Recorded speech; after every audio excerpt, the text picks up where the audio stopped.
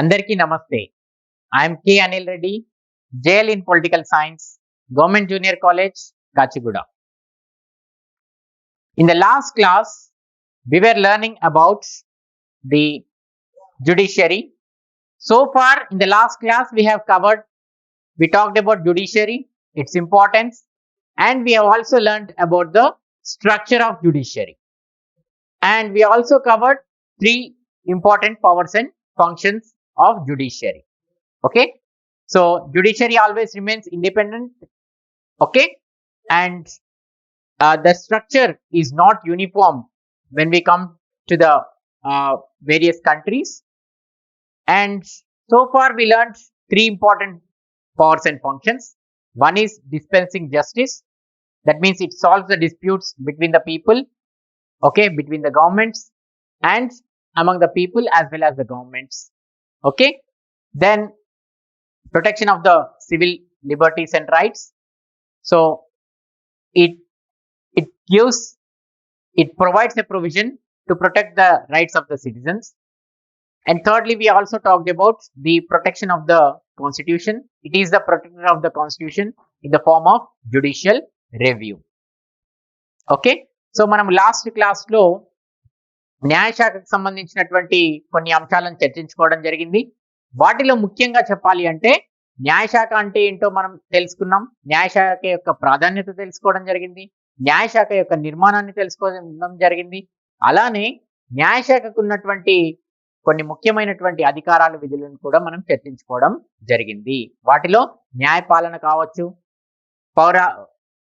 పౌర స్వేచ్ఛల రక్షణ కావచ్చు, అలానే మనము రాజ్యాంగపరమైనటువంటి రక్షకుడిగా కూడా న్యాయస్థానం వ్యవహరిస్తుందనే అంశాన్ని కూడా మనము తెలుసుకోవడం జరిగింది.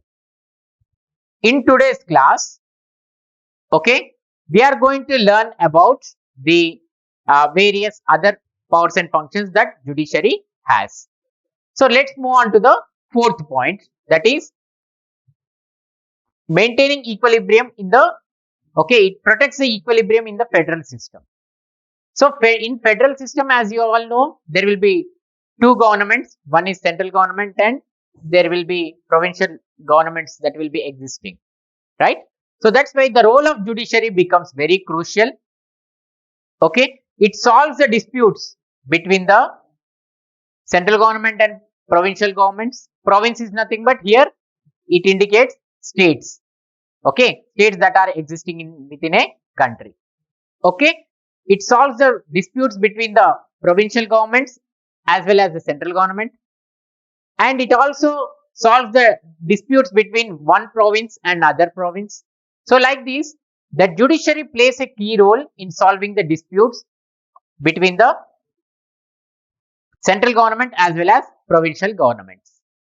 Okay, not only that, it also supervises both central government as well as the provincial governments that they do not exceed the constitutional limitations, because powers are clearly divided between the union and states.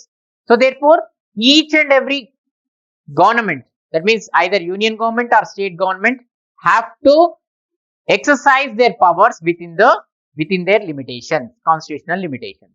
So that will be supervised by the judiciary. So in a simple sense, the disputes related to the division of power and distribution of power will be solved by the judiciary. Okay, సమాఖ్య వ్యవస్థలో సమతుల్యతను రక్షించేటువంటి బాధ్యతగా న్యాయ వ్యవస్థ okay బాగా ఉపయోగపడుతుందని చెప్పుకోవచ్చు. సమాఖ్య వ్యవస్థలో మనకి రెండు రకాల ప్రభుత్వాలు అనేవి ఉంటాయి.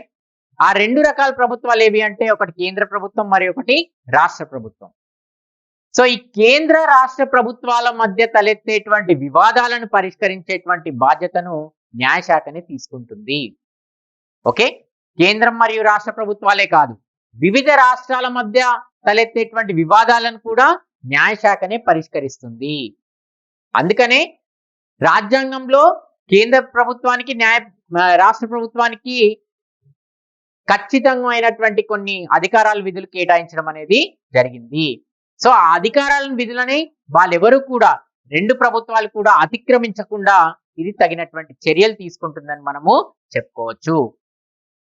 సో మనం సులభంగా అర్థం చేసుకోవాలి అంటే రాజ్యాంగంలో పొందుపరిచిన విధంగా అధికారాల విభజన కావచ్చు, ఓకే, వాటికి సంబంధించి ఏవైనా వివాదాలు తలెత్తినట్టయితే వాటన్నిటిని కూడా న్యాయశాఖ అనేది పరిష్కరిస్తుంది. Now let's talk about one more important function, that is advisory jurisdiction. See, the highest court of justice in some of the countries will render their advice to the head of the state. For example, in India, the Supreme Court of India can render its advice to the President of India.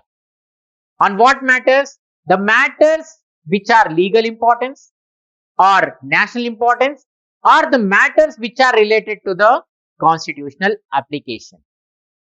So, on matters which have more importance as far as country is concerned, the president can seek the advice of the Supreme Court of India.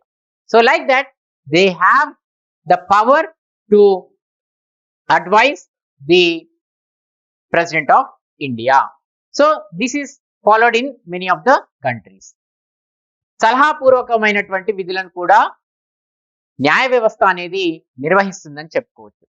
ఉదాహరణకి మనం భారతదేశాన్ని ఉదాహరణకు తీసుకుంటే భారత రాష్ట్రపతికి సలహాలు ఇచ్చేటువంటి విధులను కూడా సుప్రీంకోర్టు మన భారతదేశంలో కలిగి ఉందని చెప్పుకోవచ్చు. ఎటువంటి సలహాలు, ఏ అంశాల్లో సలహాలు అంటే జాతీయ పరమైనటువంటి అంటే దేశం మొత్తానికి సంబంధించినటువంటి ఏదైనా అంశంలో సలహాలు కావచ్చు, రాజ్యాంగపరమైనటువంటి అంశాలు కావచ్చు, లేదా చట్టపరమైనటువంటి అంశాలు కావచ్చు. వీటికి సంబంధించినటువంటి అంశాలలో ఖచ్చితంగా రాష్ట్రపతి సలహాలు పొందేటువంటి అవకాశం అనేది ఉంటుంది. Let's talk about the appellate jurisdiction. Appellate jurisdiction means appeal. Appeal means to make request. So whenever a person feels that justice is not done in the lower courts, one can approach the higher courts. Okay, highest court of authority acts as the appellate jurisdiction. It has the power to take up the appeals. So any person can appeal in the courts. So therefore the courts may ratify the judgments which are given in the lower courts, or it may reverse its judgment. It can also totally change the judgment that lower courts have given. Okay, so every person has the right to appeal in the highest court of justice. So sometimes it may ratify, or it may sometimes reverse the total judgment. అపీళ్ల విచారణ పరిధి. న్యాయ వ్యవస్థలో appeal అంటే మళ్ళీ తిరిగి విచారించమని కోరేటువంటి అవకాశం అనేది న్యాయ వ్యవస్థలు కల్పిస్తూ ఉంటాయి. సో అందులో భాగంగా ఎప్పుడైతే ఒక వ్యక్తి తనకు న్యాయం జరగలేదు అని భావించడం జరుగుతుందో అటువంటి కేసులలో అపీల్కి వెళ్ళేటువంటి అవకాశాన్ని న్యాయ వ్యవస్థ కల్పిస్తుంది. ఆ అపీల్ చేసుకున్నటువంటి సందర్భంలో క్రింది కోర్టులు ఇచ్చినటువంటి తీర్పులను యథావిధిగా కొనసాగించేటువంటి అవకాశం ఉంటుంది, లేదా ఆ తీర్పును పూర్తిగా మార్చివేసి వేరే విధమైనటువంటి తీర్పు ఇచ్చేటువంటి అవకాశం కూడా న్యాయ వ్యవస్థలో ఉంటుందని మనము చెప్పుకోవచ్చు. అంటే ఎవరైనా సరే తనకు న్యాయం జరగనప్పుడు అపీల్కి వెళ్ళేటువంటి అవకాశాన్ని న్యాయ వ్యవస్థ అనేది కల్పిస్తుంది. Protection of records. So it is the duty of the judiciary to maintain its records. Various cases or judgments which are delivered in the courts have to be maintained as a record. Why these have to be maintained? Because this will help the advocates or lawyers and judges in the future cases. Whenever these similar cases comes up to the courts, they can refer these judgments, and that becomes easy to deliver the judgments for the courts. So that's why each and every record of each and every case needs to be maintained as a record. In other words, we can call this as court of record. తీర్పులను భద్రపరచడం. న్యాయస్థానాలు అనేవి తను వెలువరించినటువంటి తీర్పులను, ప్రతి కేసుకు సంబంధించినటువంటి తీర్పులన్నింటినీ కూడా భద్రపరుస్తుంది. ఎందుకు భద్రపరుస్తుంది అంటే ఎప్పుడైతే తీర్పులను భద్రపరచడం జరుగుతుందో ఆ తీర్పులు అనేవి భవిష్యత్తు కాలంలో న్యాయమూర్తులకు కావచ్చు, న్యాయవాదులకు కావచ్చు, అటువంటి కేసులు వచ్చినప్పుడు అవి బాగా ఉపయోగపడేటువంటి అవకాశం ఉంటుంది. కాబట్టి అందుకనే న్యాయస్థానాలు ఇచ్చేటువంటి అన్ని కూడా ఖచ్చితంగా కాపాడుకునేటువంటి అవకాశం అనేది ఉంటుంది. కాబట్టి అందుకనే న్యాయస్థానాల తీర్పులు అనేవి ఖచ్చితంగా భద్రపరచడం అనేది జరుగుతుంది. Let's talk about the other function, that is issuing certain regulations. So each and every court, which is working at the highest level, will have certain administrative functions also. That means the courts can appoint their staff, they can decide on their service matters, and they can appoint their own employees. They can decide on their wages and allowances. So these are not only these, it can also issue certain administrative instructions to the lower courts which are functioning under it. So that's why regarding the employees, the courts will make or formulate certain rules and regulations from time to time. కొన్ని సందర్భాల్లో నియమ నిబంధనలకు సంబంధించినటువంటి అధికారాలను కూడా న్యాయ వ్యవస్థలు కలిగి ఉంటాయని మనం చెప్పుకోవచ్చు. ముఖ్యంగా చెప్పాలి అంటే న్యాయ శాఖలో పనిచేసేటువంటి ఉద్యోగులకు సంబంధించినటువంటి అన్ని నియమ నిబంధనలు కూడా కోర్టులే నిర్ణయించుకోవడం జరుగుతుంది. న్యాయశాఖని వాటన్నిటిని కూడా రూపొందించుకోవడం అనేది జరుగుతుంది. వాళ్ళ యొక్క జీతభత్యాలు కావచ్చు, వాళ్ళకు సంబంధించినటువంటి నియామకాలు కావచ్చు, వాళ్ళకు సంబంధించినటువంటి సర్వీస్ నిబంధనలు కావచ్చు, ఏవైనా సరే ఏదైతే న్యాయశాఖ అత్యున్నతమైనటువంటి స్థాయిలో పనిచేస్తుందో దానికి సంబంధించి ఏవైతే కింది స్థాయి కోర్టులు ఉంటాయో వాటికి సంబంధించినటువంటి అన్ని వ్యవహారాలు కూడా ఆ అత్యున్నతమైనటువంటి న్యాయశాఖనే చూస్తుంది. Let's talk about the one more point, that is functioning as the head of the state. So the judiciary or the chief justice, whoever is in power, they can also act as the head of the state, temporarily. So for example, in India, the chief justice of the Supreme Court acts as the head of the state whenever there is an absence of president and vice president. So whenever there is no president and vice president, in those conditions, they will make sure that the chief justice of the Supreme Court takes that charge temporarily. He will act as the head of the state. రాజ్యాధిపతిగా వ్యవహరించడం. ఎప్పుడైతే న్యాయ వ్యవస్థలో మనకి దేశానికి సంబంధించినటువంటి వ్యవహారాలు నిర్వహించేటువంటి సందర్భంలో రాజ్యాధిపతి కానీ లేదా ఉపరాష్ట్రపతి కానీ ఉండరో అటువంటి సందర్భాల్లో న్యాయశాఖలో ఉన్నటువంటి అధినేత ఎవరైతే ఉంటారో, అంటే ప్రధాన న్యాయమూర్తి ఎవరైతే ఉంటారో అతను కొన్ని సందర్భాల్లో దేశ అధ్యక్షుడిగా కూడా వ్యవహరించేటువంటి అవకాశం ఉంటుంది. అంటే న్యాయశాఖలో ఎవరైతే ప్రధాన న్యాయమూర్తి ఉంటారో, ఉదాహరణకు మనం భారతదేశాన్ని ఉదాహరణకు తీసుకున్నట్టయితే సుప్రీంకోర్టు యొక్క ప్రధాన న్యాయమూర్తి రాష్ట్రపతి, ఉపరాష్ట్రపతి వీరిద్దరూ కూడా అందుబాటులో లేనటువంటి సందర్భాల్లో అతను తాత్కాలిక అధ్యక్షుడిగా వ్యవహరించడం అనేది జరుగుతుంది. Now let's talk about the independence of the judiciary. So always remember, judiciary needs to be independent and impartial. So if that should be the case, if that have been the case, then legislature and executive, both of them, cannot interfere in the matters of the judiciary. So that's why always remember, we have discussed this aspect in the many times, of course, that legislature and executive works together, but judiciary always remains independent. That means judiciary does not depend upon the legislature as well as executive. Okay, so then only it can deliver the judgments independently and impartially. Okay, so if the judiciary has to work independently and impartially, we need to have certain conditions like non-political members should be appointed as the judges. Okay, honest and well qualified persons should be appointed to that post. They should be provided with good salaries. They should not have any sort of expectations and they should not yield to any sort of pressures.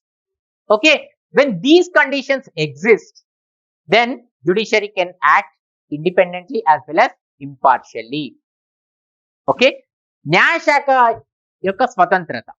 న్యాయశాఖ అనేది స్వతంత్రంగా నిష్పక్షపాతంగా పనిచేయాలి అంటే ఖచ్చితంగా అది శాసనశాఖతో కావచ్చు, కార్యనిర్వాహక శాఖతో కావచ్చు, ఈ రెండిటితో కూడా ఎటువంటి సంబంధం అనేది ఉండడానికి వీల్లేదు. ఓకే, న్యాయశాఖ అనేది ఎప్పుడు కూడా స్వతంత్రంగానే ఉండాలి. అప్పుడు మాత్రమే అది నిష్పాక్షికంగా స్వతంత్రంగా తీర్పులు ఇచ్చేటువంటి అవకాశం అనేది ఉంటుంది. అందుకనే శాసనశాఖ, కార్యనిర్వాహక శాఖ రెండు కలిసి పనిచేసినప్పటికీ కూడా న్యాయశాఖ మాత్రం ఎప్పుడు కూడా ప్రతి దగ్గర స్వతంత్రంగా వ్యవహరించడం అనేది జరుగుతుంది. ముఖ్యంగా న్యాయశాఖ స్వతంత్రంగా వ్యవహరించాలి అంటే కొన్ని పరిస్థితులు అనేవి సానుకూలంగా ఉండాలి. ముఖ్యంగా రాజకీయాలతో సంబంధం లేనటువంటి వ్యక్తులని న్యాయమూర్తులుగా నియమించడం, అలానే ఎటువంటివి ఆశించకుండా సరైనటువంటి వాళ్ళకి వేతనాలను చెల్లించడం, సరైనటువంటి అర్హతలు నిజాయితీ గల వాళ్ళకి ఆ పదవులని కట్టబెట్టడం. ఓకే, ఎటువంటి ఒత్తిడిలకు గురి కానటువంటి వ్యక్తులను మాత్రమే న్యాయమూర్తులుగా నియమించడం. ఇటువంటి పరిస్థితులు, ఇటువంటి చర్యలు తీసుకున్నప్పుడు మాత్రమే న్యాయశాఖ అనేది స్వతంత్రంగా వ్యవహరించేటువంటి అవకాశం ఉంటుంది. అందుకనే న్యాయశాఖ స్వతంత్రంగా ఉండాలి అంటే ఖచ్చితంగా దానికి శాసనశాఖతో కావచ్చు, కార్యనిర్వాహక శాఖతో కావచ్చు ఎటువంటి సంబంధం అనేది ఉండడానికి వీల్లేదు. So now let's talk about one of the important concepts as far as judiciary is concerned, that is judicial review. So judicial review is the one of the important concepts as far as judiciary is concerned. Okay, it has gained lot of importance, especially okay in the modern era. So what is this judicial review? Judicial review is nothing but according to judicial review, reviewing the laws which are made by the legislature will be reviewed by the judiciary. Okay, reviewing laws is called the judicial review. So what it will do, it will review the laws from time to time and it will decide whether those laws which are passed by the legislature and executive are according to the constitution or not. Okay, so the validity of the laws will be checked by the judiciary. So this power of judiciary, we call it as judicial review. So this kind of judicial review applies to each and every institution of the government. Okay, not only to the legislature, executive which are functioning, okay, to all other institutions, whether they are existing in the union level, central level or state level, provincial level. Okay, so all the institutions which are working under government, they should not cross the limitations of the constitution. Okay, whatever the laws or the policy decisions that they make, they have to be within the framework of the constitution. Okay, they can't override the constitution. So this applies to the legislature, executive, okay, right from parliament, legislature, council, and even it applies to the local bodies. That means it applies to the central government, provincial governments, as well as to the local governments. And not only it applies to the laws, even each and every activity can also be reviewed by the judiciary. Okay, so the activities which are performed by the various institutions of the government are also falls under the review of the judiciary. So all these will be covered under the judicial review. So this power of judicial review comes to the judiciary with the constitution. So as we all know, each and every country has a constitution, including judiciary. Each and every organ of the government have to function with the limitations of the constitution. In America, for the first time in the beginning of the 19th century, we have seen the concept of judicial review. So for the first time in Madison case in the beginning of the 19th century, first time judges have nullified the laws which are made by the legislature. So now that's why each and every law that is made should have certain theories, certain principles. Based on that only they have to prepare the laws. So what are those theories? Theory of separation of powers, the theory of the efficiency of the law, so theory of activity, theory of decision basing on the experience. So these are certain theories, on which judicial review is based. Now the biggest question that is getting arised is whether the constitutional amendments which are made by the parliament can also be reviewed by the judiciary. That's a argument which is going on now, because all the laws are made by the parliament, as we know, that can be reviewed by the constitution, judiciary. So when parliament is making such law, if they keep a provision saying that this cannot be reviewed by the courts, or courts cannot interfere in this matter, then whether a judiciary can intervene or not, this is the debate that is going on right now. So that's why when we talk about the judicial review, this is the very important argument that is being made in the contemporary era, whether parliament parliament may have the power to stop the judiciary from reviewing the laws on amendments, constitutional amendments. న్యాయశాఖకి సంబంధించినటువంటి అంశాల్లో ముఖ్యమైనటువంటి అంశం ఏంటి అంటే న్యాయ సమీక్ష అధికారం. న్యాయ సమీక్ష అధికారం అంటే చట్టాలని సమీక్షించడం. ఏవైతే చట్టాలను శాసన శాఖ రూపొందిస్తుందో, కార్యనిర్వాహక శాఖ రూపొందిస్తుందో, అటువంటివి చట్టాలనేవి రాజ్యాంగబద్ధంగా ఉన్నాయా లేవా అని నిర్ణయించేటువంటి అధికారమే న్యాయ సమీక్ష అధికారంగా మనం చెప్పుకోవచ్చు. ఒకవేళ అవి రాజ్యాంగానికి వ్యతిరేకంగా ఉన్నట్టయితే వాటిని పూర్తిగా తిరస్కరించి వాడి చెల్లవు అని తిరస్కరించేటువంటి అవకాశం కూడా న్యాయస్థానాలకు ఉంటుంది. అయితే న్యాయస్థానాలకు ఉన్నటువంటి అధికారం కేవలం శాసనాలకు మాత్రమే వర్తించదు. ప్రతి చర్యకు కూడా, అంటే ప్రభుత్వంలో ఉన్నటువంటి సంస్థలు చేసేటువంటి ప్రతి చర్యకు కూడా ఇది వర్తిస్తుంది. అందుకనే ప్రభుత్వంలో ఉన్నటువంటి అన్ని సంస్థలకు కూడా రాజ్యాంగానికి లోబడి మాత్రమే పని చేయాలి. అది కేంద్ర ప్రభుత్వం కావచ్చు, రాష్ట్ర ప్రభుత్వాలు కావచ్చు, లేదా స్థానిక ప్రభుత్వాలు కావచ్చు. వాళ్ళు చేసేటువంటి శాసనాలు కావచ్చు, వాళ్ళు తీసుకున్నటువంటి విధానపరమైనటువంటి నిర్ణయాలు కావచ్చు, అన్ని కూడా ఖచ్చితంగా రాజ్యాంగానికి లోబడి మాత్రమే తీసుకోవాల్సి ఉంటుంది. ఎందుకంటే న్యాయశాఖతో సహా అన్ని అంగాలు కూడా రాజ్యాంగానికి లోబడే పనిచేస్తూ ఉంటాయి. కాబట్టి ప్రతి ఒక్క శాఖ కూడా రాజ్యాంగానికి లోబడే నిర్ణయాలు తీసుకోవాల్సినటువంటి అవసరం ఉంటుందని మనం చెప్పుకోవచ్చు. మనము న్యాయ సమీక్ష అధికారం అనేది మొట్టమొదటిసారిగా మాడిసన్ కేసులో మొట్టమొదటిసారిగా చూడడం అనేది జరిగింది. ఇది 19వ శతాబ్దం ఆరంభంలోనే అమెరికాలో మొట్టమొదటిసారిగా న్యాయ సమీక్ష అధికారాన్ని అక్కడ ఉన్నటువంటి కోర్టులు ఉపయోగించుకోవడం జరిగింది. శాసనశాఖ ఆమోదించినటువంటి చట్టాన్ని రాజ్యాంగానికి వ్యతిరేకంగా ఉంది అని వాటిని తిరస్కరించడం జరిగింది. ఓకే, అందుకనే న్యాయ సమీక్ష అధికారం న్యాయ సమీక్ష అధికారం అనేది చాలా ముఖ్యమైనటువంటి అంశంగా మనము చెప్పుకోవచ్చు. ఓకే, న్యాయ సమీక్ష అధికారం అనేది కొన్ని సిద్ధాంతాల పైన ఆధారపడి ఉంటుందని చెప్పుకోవచ్చు. ఓకే, అధికార పరిష్కరణ సిద్ధాంతం కావచ్చు, లేదా అనుభవ పూర్వకమైనటువంటి నిర్ణయాత్మక సిద్ధాంతం కావచ్చు. ఇలా రకరకాల సిద్ధాంతాల ద్వారానే న్యాయ సమీక్ష అధికారం అనేది ఆధారపడి ఉంటుంది. అయితే ఇటీవల కాలంలో మన ముందున్నటువంటి ముఖ్యమైనటువంటి ప్రశ్న ఏంటి అంటే, రాజ్యాంగ సవరణలు కూడా న్యాయ సమీక్ష అధికారం కిందికి వస్తాయా రావా అనేది జరుగుతున్నటువంటి చర్చ.